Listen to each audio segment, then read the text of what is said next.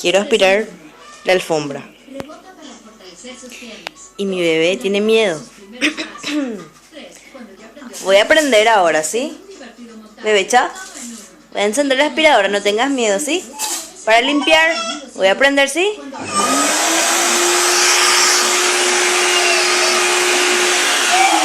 No tengas miedo. Es para limpiar. Vamos a limpiar la alfombra. No tengas miedito, ¿sí? Voy a aprender otra vez. Bebecha, voy a aprender, ¿sí?